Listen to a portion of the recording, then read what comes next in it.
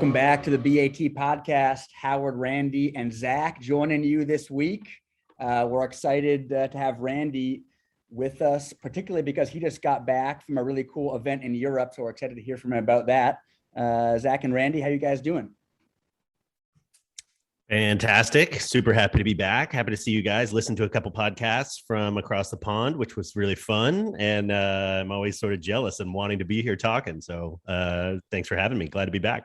Well, thanks for making it back from your Euro trip just to hang with us remotely here. Thought about staying there forever. I'll be honest. Oh, man. Fun. If you start from the beginning, how was the flight over there? International travel is something I haven't done in a couple of years now. Yeah, I hadn't kind of decided to break the seal on travel with like a full on stint all the way across with the mask on your face for 15 hours while you sleep through a red eye and all that sort of stuff. Anyway, it was a little crazy. I tried to keep it compact in terms of the itinerary. USA to Italy back to USA, not puddle jumping through other places that have other rules and stuff. But it was pretty well handled, honestly. I don't want to get too much into the weeds, but like using the airline app and everything, and they walk you through the whole deal, and it seemed pretty normalized. There was room on flights both ways, so you had a couple seats to expand into, and the prices were insane. I flew to Europe and back for $340 or whatever, right? I mean, it's just ridiculous. So obviously that business is ramping back up and normalizing a little bit, but it felt good, and we made it work, so it was fun. Well, Randy, I'm not surprised that you had a compact itinerary. I think a couple of years ago you went to Retromobile in Paris for all of like 3 days and 2 nights. So definitely up your alley to keep it brief. But so tell us, you were doing the Targa Florio. Let's dive in. Yeah, absolutely. That. So have a good friend that actually sells cars on BAT, Image Street Classics. You'll see on BAT, good buddy of mine that helped me acquire my Stepnose in Holland.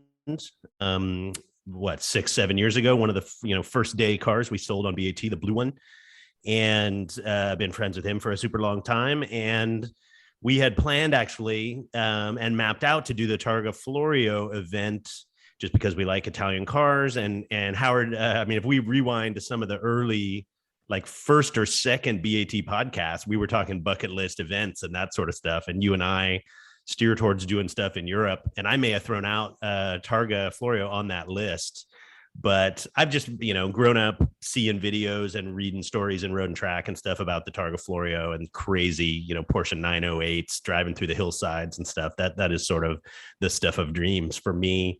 So we decided to do this, but we decided to do it last year, which was a whole mess because it got canceled. And anyway, we had to sort of reroute and change expectations, but we're sort of on our edge of the seats. Like, is it going to happen this year? Is it going to happen? Are they going to make it work? And the organizers in Italy made it work. And for those who don't know, Targa Florio is on the island of Sicily out of Palermo, way southern Italy. And the island off the sort of toe of the boot, in a sense, way down there, closer to Africa than it is close to, the rest of a lot of mainland Europe.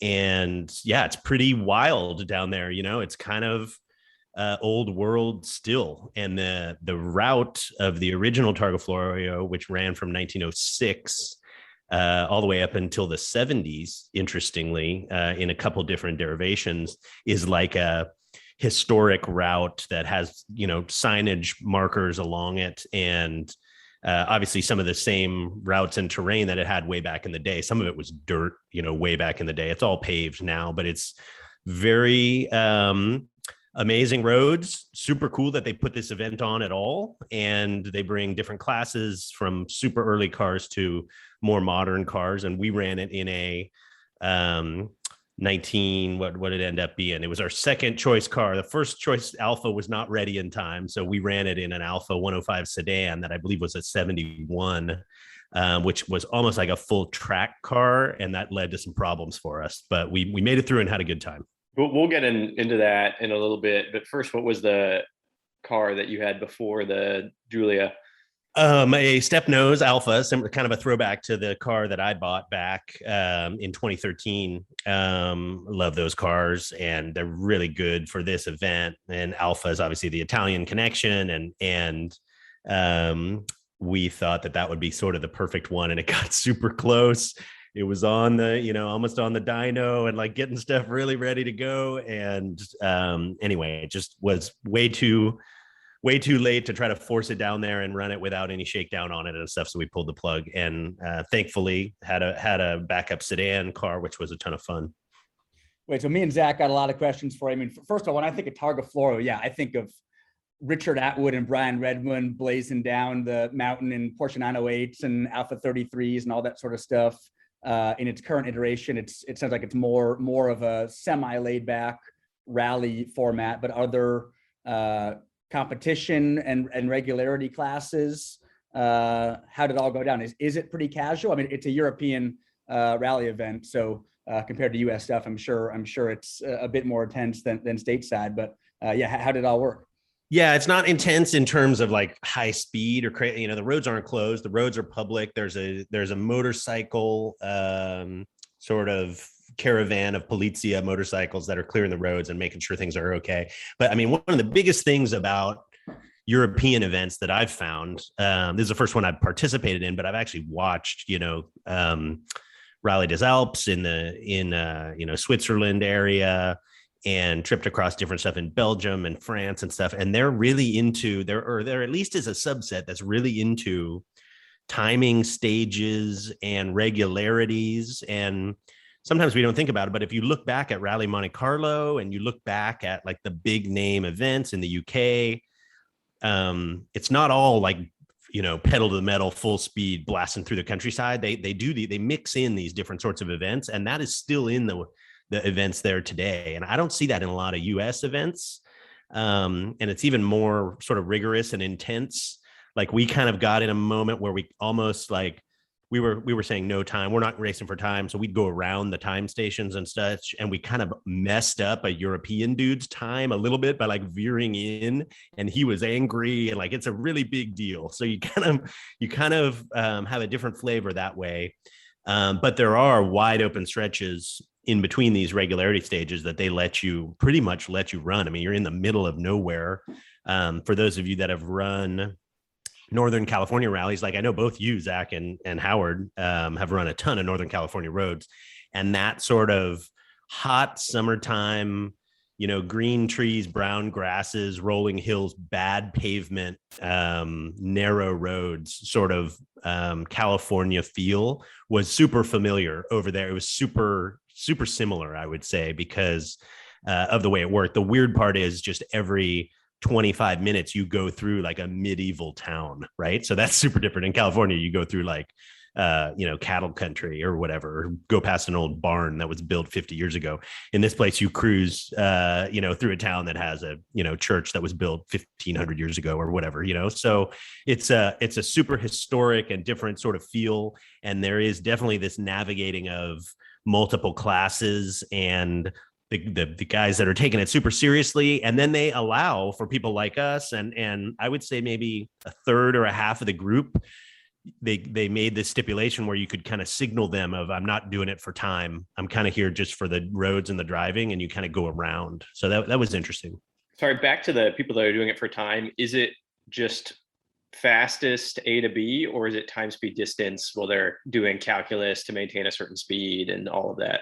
Yeah, it's calculus. It's navigator with, 3 pens and a slide rule and Hoyer clocks and digital clocks and all this sort of stuff. It's not a speed event. They don't close the roads for a speed event. There's some guys out there driving pretty fast, but not, it's not a race. So they take the definition of rally very seriously, in ways that I don't think we do with a bunch of folks that are throwing rallies together in the US.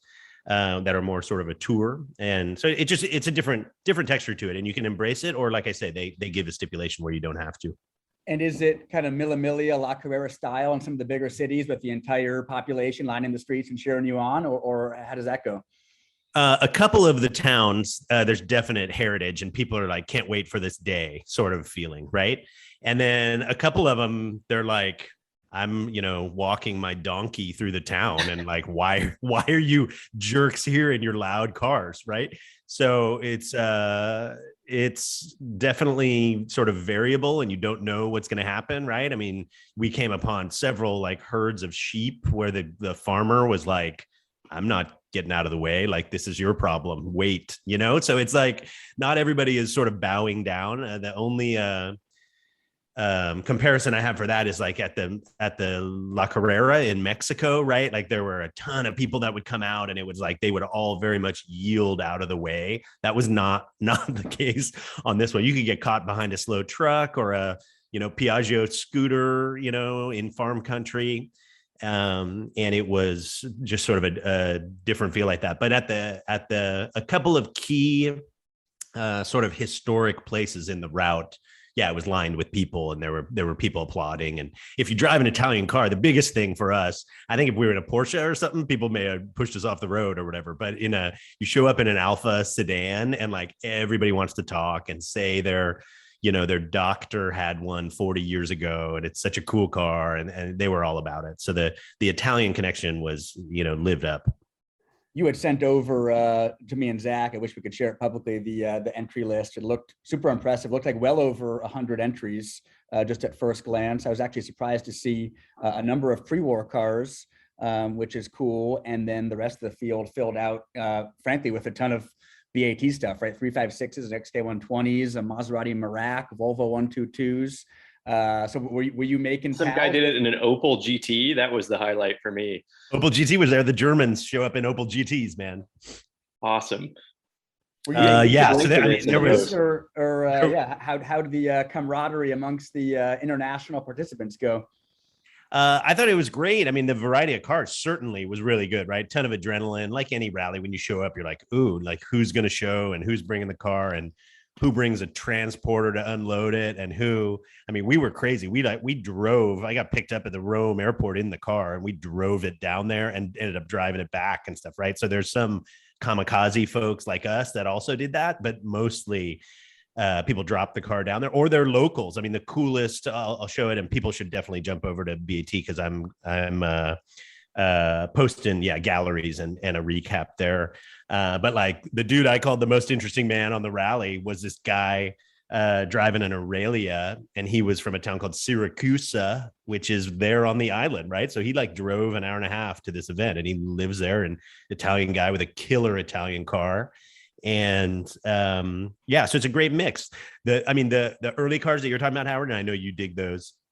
There was a Mercedes Grand Prix car, which is whoa, right? The Germans show up with that.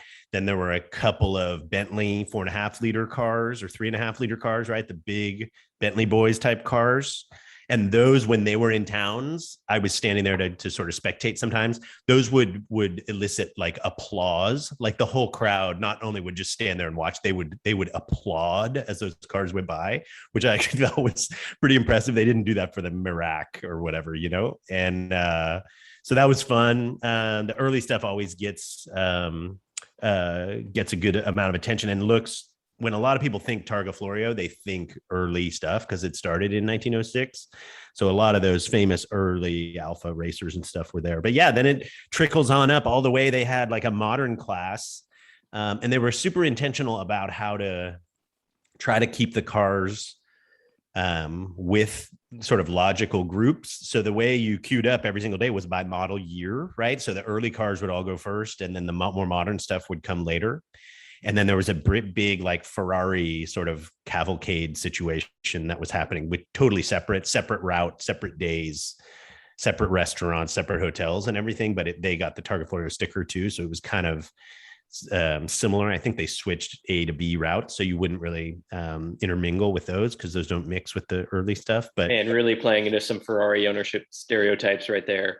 Were those cars included on the entry list? Because I was actually surprised at how few Ferraris were on the event, and they skewed sort of modern 1980s. There was only one, I think, 275 GTB, and then there's a 208 GTB, which I have mentioned on this podcast before. I love small 2-liter V8s are sweet. But were those the 8 sort of the corral on their own VIP Ferrari tour? Yeah, there weren't any 50s Ferraris. There were a couple of those, 60s, 70s, 80s stuff that showed up and ran in there, sort of appropriate groups, but it wasn't Ferrari heavy except for this other sort of event that was going on. But it was all like 488s and 599s and like really new stuff. Nice. You found the fuel run of Italy. It was a little fuel runish, but it's like all Ferrari flags, like red everywhere, like as many, fleeces and hats as you can imagine.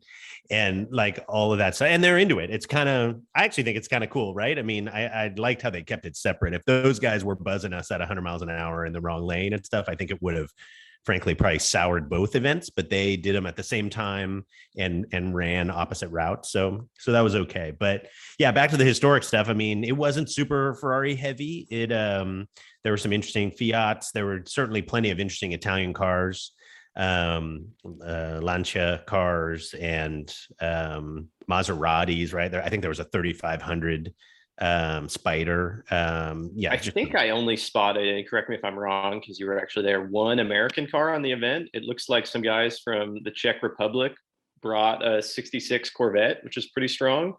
There was a vet. Was there anything else American? I don't know. I don't think so. I mean, American was super light. Sidebar, in terms of interesting cars that were there was a BAT alumni car that was there, which super fired me up. Guy named Lorenzo out of Switzerland brought a 240Z he bought out of LA on BAT, shipped it to Switzerland, has been dialing it in for the last year, and then ships it to Italy and runs an event. And he said, he speaks Italian, like he's a super sophisticated, cool dude. And he said, yeah, I keep getting this question. Everybody in Sicily says, what kind of car is that? Because they've never seen a 240Z in their life. There's 0 240Zs anywhere on the island. So he's ripping in a car that you and I and all of us here see every single day on BAT. But he bought a car that nobody has over there. He says he even gets that question in Switzerland. Like people are like, what is that bizarre car? I've never seen one, So anyway, and just running into happened to run into BAT alumni when you're in Italy driving a car event, I thought was pretty magical. Yeah, quite the reach. I don't even see that on the entry list, but definitely the only Japanese car that my eye could spot. That maybe I'm steering you wrong. It's actually a 260Z with backdated bumpers. So it looks like a 240, but it's a 260. So it may be a slightly later year if we want to look. But anyway, he's a great dude, and now I'm friends with him and BAT alumni across the globe. And what driving days were pretty manageable. You wrapped up 5 o'clock in time for a plate of pasta and some hanging, or it was late? Dude, I love that you're asking that, because there were 2 main days and then there was like a morning. So it was like 2 plus a half. The first day was total overkill.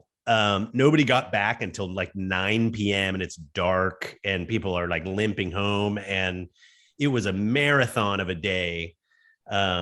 What was it? It was, 500 plus kilometers. It was like a meaningful driving day on crazy roads. And then the second day was quite a bit shorter than that. So people liked the second day a lot better because they actually got back, like you're saying, at 4 or 5 and had a drink. And then, dinner was at, dinner's late there. So they scheduled their dinners like at 9, but like people missed the dinner. Like we missed the dinner because you couldn't make a 9 o'clock dinner because the route was so long. I thought that was kind of crazy for the first day, but I kind of liked it because it's a little tough. You don't want to make these things too posh. So I was pretty proud of people that actually finished it. We were running late on that day due to breakdowns and issues, but others missed it too. There were a lot of cars coming into town with, headlights on and somewhat disoriented, pulling through Palermo and all this stuff. So that was long. Second day was more manageable. I think it was only like 360 kilometers, something like that. And then third day was almost like a celebrate day. It was like a little morning of driving up one hill to a beautiful town, and then everybody kind of high fives and that was it. Sounds well paced. What were the towns like that you were staying overnight in?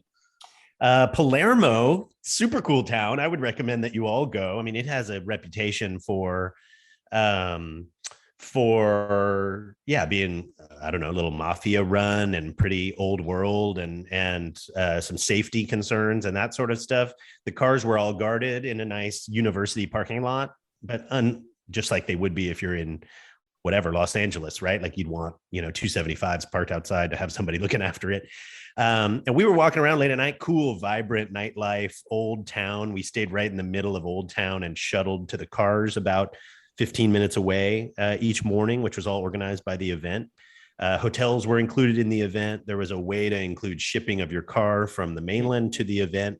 They really thought of a lot of aspects of it. And some people reached out to me. They're like, was this thing like, $10,000 to do this event, or what did it take?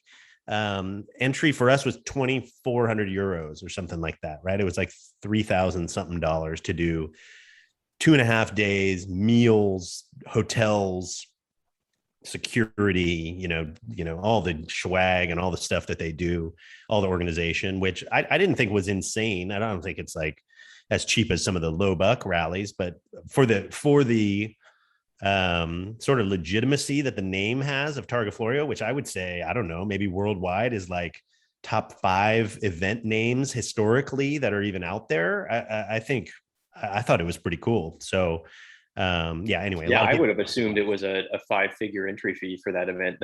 I'm shocked as well. Yeah. And we opted out of the shipping thing because we did our own driving and different sorts of stuff. I think you can spend, maybe 4,500 euros if you really try to go all in and have them really take care of you. But we did our own. But the town's Palermo, super cool, biggest or second biggest in Sicily, I think. And so, it just has a, I don't know, really great coastal feel, right? It's like a port town. You're on the water. You have ocean views at many of these places. A lot of jagged cliffs and different sorts of things in sort of a Hawaiian sort of a feel, but not as, green and lush and tropical. What was the local car scene like? Was it all modern Fiat 500s, or was there some pretty strong stuff on the island? There were not really classic cars just driving around. There were, some old Fiat 500s, and then all the modern stuff. I mean, everything's a hatchback or like a delivery truck in town, right? That's what you see just running all over the place. And then you see a few people flying around in more modern SUVs that may be sort of well-to-do, right? If they're in an Audi Q8 or something, you're like, whoa, that person's important. I don't know who that person is. Ton of Alpha Stelvios driving around. Really? Wow. That's wild. Ton of Alpha. What's that? I feel like I never see a Stelvio on the road here. People ask me all about that. They're like, oh, those must be popular. And I was like, no, nobody buys those in the US. But the cool thing that they have that we don't, which is the little Alpha hatch that says Giulietta on the back in like the vintage script. It's called the Giulietta. Those are absolutely everywhere, right? The cops drive those. Fiat Alpha Dacia, or I think is how you pronounce it, which is a weird brand. They had a ton of those, ton of Volkswagens. That's part of the fun of traveling over there, I think, is just seeing what the modern local cars are. And we're obviously peering into any repair shop we can look into, like, oh, is there going to be a step nose hidden in there somewhere? No, there never is, but it's fun to poke around. So some neat stuff on the roads. Totally. Euro modern 1.6 liter turbo diesel, not offered in the US. Car options are pretty strong. You had mentioned you had some challenges with the car you were driving, maybe too race spec, not enough road spec. How did that all pan out? Yeah, that was tricky for us. It was a backup car, and I think it's a little more smooth roads and Northern European oriented than it should have been. Obviously an Alpha, which you can build in a bunch of different flavors, but this one was very low, and ground clearance turns out when you're in cobblestone streets and parking in sketchy garages and, and then out on the country roads, which had some pretty meaningful erosion issues. And I mean, there's a dirt stretch and different sorts of farm roads. We didn't have the totally optimized car for what we were doing. I was actually longing for my Giulietta TI, which is like higher clearance, high sidewall, doesn't maybe handle quite as well, but you can kind of thrash it a little bit through the bumpy roads. I was hoping for something like that. And so we had that. And then we had a very high compression engine, like 12 to 1, 11.5 to 1 compression on the engine, which as it turns out, driving on the road down there, trying to get it to idle, trying to get it to handle elevation, trying to get it to handle bad gas, those sort of things. We created problems for ourselves. There were guys that were running stock Alpha cars, which I think could have performed as well or better than we did, just because they're a little bit more versatile. So anyhow, we had a highly strung sort of track oriented Alpha, and I think it was too much for the event. It made me think of those teams back in the day that would go down there. Like, did they bring a gas truck to like fuel their car for the whole week so that they could be isolated? Because we'd go by these gas stations and the guys would just shake their head. We're like, do you have any better fuel? And they're like, no. You're like, why aren't you in a diesel like this? We have this standard gasoline and we discourage it, right? So it was like, oh man. So we were kind of up a creek on that one a little bit, which caused some drivability issues and some hassles.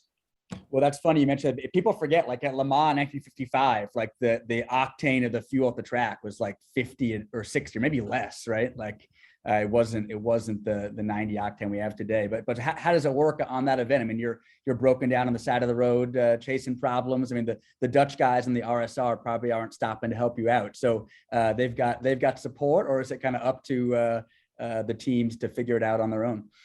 Yeah, I'd say, I mean, the majority of folks that are there, it's the two of them in their car, right? It's not like this is a like factory supported effort really for anybody. A few rich folks show up and they've got a heavy duty car and they've got a couple mechanics with them in a truck, which was good for some of them. But no, usually it's like you try to sort it out. And there's one flatbed sweep truck, right, for 100 cars. And there's some support SUVs or whatever that will try to help you out. So we had problems on day one, 10 miles out of the start, and we're starting to head up the hill. And we pull off. It's not running right. It's, we think it's the fuel, but it's all these other problems too. And the flatbed is last. So we wait till all the rest of the cars behind us go by. And then the flatbed comes and they stop. They're totally cool. Italian guys, zero English, hand signals, trying to like point at the carburetors and say what's going on. It won't run. Like, should we change the timing? The gas, we point to the gas tank. The gas is bad, blah, blah, blah. They understand 25% of what we're saying. And likewise, same the other way. So they get on their phone. Phone service was actually pretty good all the way across the island. So that was awesome. And they call this local buddy, basically, who has a, ramshackle shop, actually not far from where we are. We hadn't gotten out into the country yet. We were right in adjacent to Palermo. And this guy shows up in his Golf diesel, with 3 hubcaps on it and cruises up. And I'm like, who is this guy? I don't know if is this official or is this unofficial? Like, who is this dude? And he doesn't say a word, and he looks under and he's got a flashlight and he looks at the engine and he says something to the truck driver guys and they say, hey, follow him. And we're like, okay. So we start and we follow him like to his little workshop. And basically in the end, what they did is they have like friends all over the place that can assist, but there's not an official like crew that's going to assist, but they can kind of point you in the right direction. And at the end of the day, that guy adjusted our carbs and helped us to idle and adjusted the timing. We didn't have a timing light. He had all that equipment. And he was like a hot rodder racer from over, a couple houses over, basically, is who they called. And we offered to pay him, 100 euros or whatever. And he wouldn't take money. So we like forced him to take 20 euros or something and said, thank you. And he waves and that's off you go. Right. If we broke down later, they would have found a different guy along the route somewhere. So it's a little ad hoc. And you should definitely try to bring a car that's prepped fully, but it ended up being a positive experience. So I'll show some photos of that experience on the gallery. That guy had a Fiat 500 like hill climb car with a huge engine in it and stuff. So he was kind of like a hot rodder at heart, and the Alpha was not strange to him. But if we had brought a Mustang, or we had brought some weird British car or something, I don't know if the local Italians will be able to give you as much assistance. I love that. So you tell the truck driver, Merda and Benzina, he calls the local yokel, whose grandfather was probably Jackie X's mechanic at the 71 event, right? Probably had his 312 PB in that same shop 55 years ago, but that's terrific. It felt like that. Honestly, it felt like that. And I don't think the paint job on the shop has been changed since 72 either, right? So it's like that. It's total local yokel. I mean, the whole thing. And then again, ground clearance, right? We're going down his like wonky road full of potholes, and then like Alpha is like bottoming out on the exhaust, and we pull into his, like the chickens run out of the way sort of deal when you pull in. I mean, it's no joke. It's like all of that. It was actually raining when we did that. It was started to pour rain. I mean, that was actually, we laughed later, but mentally that was like my low point of the whole trip. Like we were in there and I was like, okay, this guy's pulling our car in the garage, the flatbed is left, like we're at last place. Like we did 10 miles of the Targa Florio, and now we're gonna drink some wine and go home. But we pulled a rabbit out of the hat and got the thing to run. That dude did. I give him actually a lot of credit. I love that. The wife's bringing you an open faced prosciutto sandwich, got the car jacked up, guy speaks no English, 100 miles from the hotel, but you made it work. You've been there, man. I mean, you've done the California version of that a whole bunch of times, right? But we were doing it not, with hand signals adds a whole nother level. But again, I genuinely think the fact that we were in an Alpha gave us like instant friendships with all these people that actually wanted to help. So I don't know if they would do that. If you're from Finland and you bring whatever your Saab in there, I think these guys would have been like, or maybe they're super hospitable. I don't know, but I think the Italian part certainly helped. Yeah, so no, that got us thinking about what makes a great event car. I'm sure a bunch of our listeners and community members have a lot of opinions on this, right?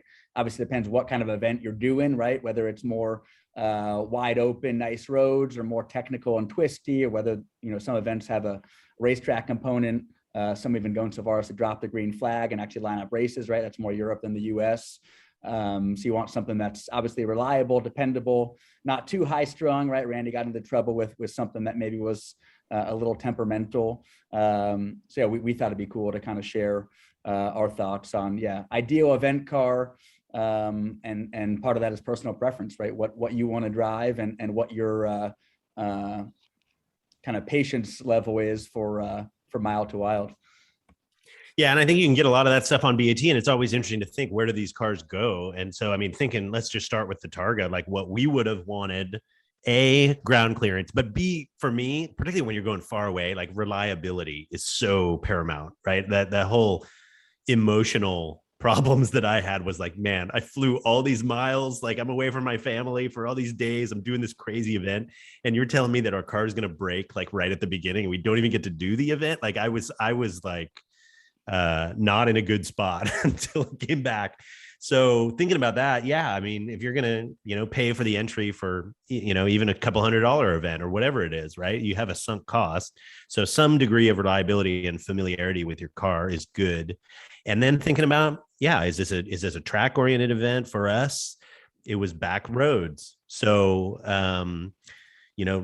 lighting and, a defroster that were wipers. We needed wipers for a fair amount of the run, right? We got some crazy rain squalls that happened, and if we had no wipe, we had Rain X going, and, you're patching stuff together. But in general, having wipers that work was super positive for us. Actually, a theme that came up for us was like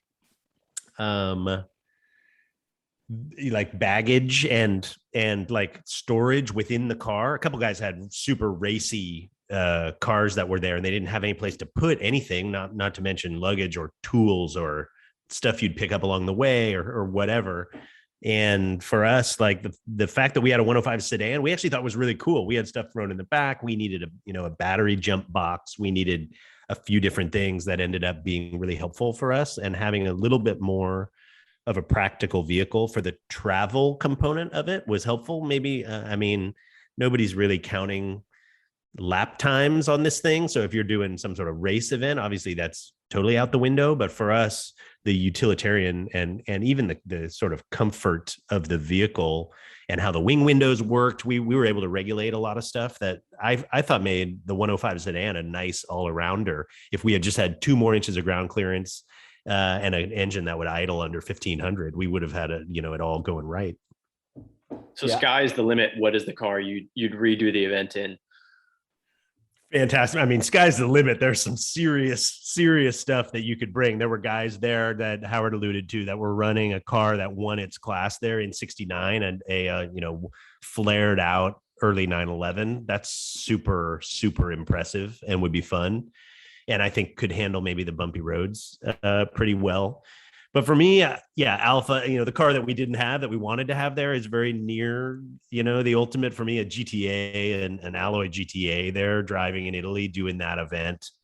Seems like it would be amazing. The pre-war stuff, you guys should have seen it. I mean, I always think that that's like way out of my league. I don't even know. We can't even keep a 4-cylinder Alpha running, much less like whatever is in these crazy pre-war, supercharged Mercedes, crazy cars.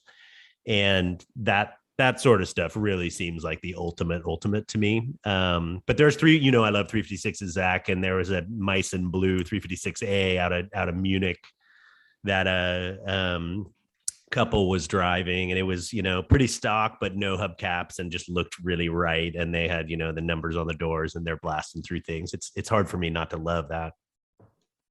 Yeah, you definitely want, kind of daily driver reliability, and driving any old car on a rally, especially in a foreign country, can be stressful enough, and you don't want to, compound or add to that unnecessarily. I remember being on an event in a 70s Ferrari that would get really hot and wouldn't restart if you shut it off, right? And these are all these things that kind of pile up, and it's getting late and you get lost and you stop for gas and you forget and you got to wait 45 minutes. That car also is really prone to vapor lock, which in the wrong setting can be really terrifying if, you just lose drive and you're in a bad situation when you need it. Plus, nobody has an ounce of sympathy for the guy whose Ferrari gets too hot and doesn't start. Yeah, it wasn't my car. I was driving someone else's car, on any rally, casual or not, or even like a Cars and Coffee, right? The guy who brings the most exotic or oldest car, big props, right? Everyone's giving him a high five, but that can be challenging, right? I remember doing another event and was in an old car, a 40s era car that had a magneto, and we were overnight and it rained that night. It was really damp and the magneto got wet, and that basically torpedoed the whole rest of the event. The car didn't run right. It was like running on one cylinder. It was coughing and dying. So, stuff that can be super sophisticated. The flip side of that is often it can let you down. And especially if you're like me with very limited ability to actually fix something with my own hands, then you might be wishing you had something that was possibly more mainstream, but that's going to get you to the finish line. I think all that's, definitely right. I didn't even think to bring up overheating issues, right? Like, I think we could probably, all of us, list events that we've run that are often in the summer. And if they're in California, or you did one in Mexico, Howard, which we could hear about, but the ones where you're watching the temp needle and you're like, oh no. And we even had that in the Alpha. So it's high compression, and it doesn't love to idle, and it doesn't love the gas, and it's got all these issues. And then, you're driving through Italy and there's like, oh, like, we're going to do construction on this road for 45 minutes and not tell anybody or the organizers, right? So you queue up and you're sitting there and you're on a slight incline. So you can't kill the car because you got to be like inching forward and different sorts of stuff. And you just sit there and all you're doing is watching the temp needle. You just sit there and watch the temp needle for 15 minutes and you're just sweating. And it wasn't even hot. Another interesting part about this event is that it's off season, right? October, you're down there in October. We kept saying over and over, man, if this event was in August and it was 110 degrees outside, like, all of this would be super problematic. We'd be hot, the car'd be overheating, we'd need a totally different approach. And so it was cool outside. It was, 65 degrees outside. And, but we were still in some of these, the engine was tuned such that if you're sitting in traffic or in the city or there's an accident or whatever for long periods of time, you can have problems. That late night, interestingly, it's nighttime, but we're coming into the city. It's Friday night, 9:00. Turns out people are going into Palermo to have dinner, right? Like we were on the one of these main roads channels that comes into town, and it stops, it parks for 3/4 of a mile, and you're sitting there and we're like, oh man, the car's gonna like overheat before we get to the hotel again. So that sort of stuff. I think temp viability in cars, particularly if you think ahead to when you're going to run them and where you're going to run them, because you tend to want to drive hard and you tend to want to climb hills and you tend to want to chase down your buddies in these events, and that can make some brands of cars run a little hot in my experience. Temperature management, something that's becoming lost of this world with the transition of modern cars that keep cool so often. Mm-hmm. Yeah, modern stuff, nobody ever even thinks about that, right? It's like it's a dummy light. It's not even a real gauge. But on Alphas and on, I guess air-cooled Porsches, I was watching the temp gauge on the 356s, even though those are pretty robust. But anything water cooled, I'm always watching the temp gauge. So some of these events, that's certainly a good thing to plan for. But second most important for us ended up being ground clearance. I mean, it is tremendously taxing. I don't know if you guys have ever run one of the California rallies where you're scanning the road all the time for any pothole or a depression or a water crossing or a any dip that you're going to end up dumping the front end of the car or bottoming out. That we ran the California Melee in a Giulietta Sprint that was hot rodded and lowered. It had a really low oil pan. I just remember the mental drain, even from the navigator seat where I was, of like, look out, like don't hit that. It just changes it. And now, like I say, running my Giulietta, I feel like it's just a freight train tracks. You just hammer down, you just go over it. It'll never bottom. And that it's so mentally freeing as you're covering miles where you don't have to think about, oh, there's a rock on the road. Okay, just straddle it, right? Or there's an animal, or there's a whatever, big pothole, just hit it and we'll be okay. That we didn't have that on this event. And I've been on events where that is taxing. Oh, dude, that's you just opened up Pandora's box for me. But part of that dynamic depends on the relationship between driver and co-driver, right? Some roads are super, like I was on a Northern California event a few years ago and took the dirt stage, which is optional, big mistake. And one of those roads that, every 10 feet you're scanning boulders, dips, and sometimes you can't help it, right? And the co-driver might say, well, if I was driving, I wouldn't have hit that. And we were in a GTV and I basically like ripped the oil sump guard off. And thankfully we had an oil sump guard, else it would have been a lot worse. But talk about other dynamics that can compound stress, and pleasure can quickly turn to pain. Especially if you look down at route book, and we only got 15 miles of this road left with an average speed of 21 miles an hour, right? I've been there. Yeah, it feels that mental taxation when you're looking out the windshield, like waiting for the next problem every 100 feet, and you want to make time, you want to go fast, but that tension it's a real thing. So thinking about what kind of cars, rear engine cars, I don't see the bottoming out being as problematic. It's more a, stuff in the front end. It's funny. You're talking Alpha and we were talking Alpha. Maybe that's an Alpha scenario, but I remember my, 65 Mustang that's been sold on the site a couple different times. Like that car was low, sort of Shelby-ized Mustangs. And you would drag the exhaust on that car if it was very low and a somewhat heavy car. So rough roads and those are tough too. So it's not just an Alpha thing. There's a bunch of different cars that you got to watch for on that, but it's cool to have that, racy profile and really, aggressive lowered suspension for a lot of photos and for some track duty. But when it comes to rally events and road events, there's nothing wrong with a 60 series sidewall and some, a little more air under the car, because you're not really going for time. You're going for fun on the roads. Yeah, 911S front spoilers look great until there's a giant rock hole through them. I've never liked S front spoilers anyway, dude. I know you sold your car already, so now I can say that. But I can do S front spoiler, but no ducktail on an early car in my opinion. Yeah, and as you know, on the 240Z, first thing I took off was that front spoiler. I didn't like it at all because good call on the cow catcher on that car. I like a little different look on the front, but front body. So there's body work that can have an issue, but there's also the stuff we're talking about, which is mechanical. In terms of drag, ripping the exhaust off your car. No, Randy, that's awesome. We appreciate the update. I'm looking forward to seeing your gallery, as I'm sure everyone else is. So did that whet your appetite entirely for Euro rallies, or are you ready to get back on a plane and go back, or what? Yeah, I mean, I gotta pick my dates wisely these days, and so I mean, a few of these a year, I can probably figure out how to pull off stateside, and then maybe sprinkle in a couple from Europe. There's something really wild about being able to, mix it up with totally different people and cars and roads, and this is true. You guys have found this too. Geographically, you run a bunch of events right in your hometown, and it's cool. It's like going to Cars and Coffee in your hometown, but you tend to know half the cars, and the folks, and there's familiarity, so that feels great in terms of being included with that. But I had never seen in the flesh, I don't think, any of the cars on this event. So that's kind of cool, right? Because it just is a totally different cross section, and then the people, right?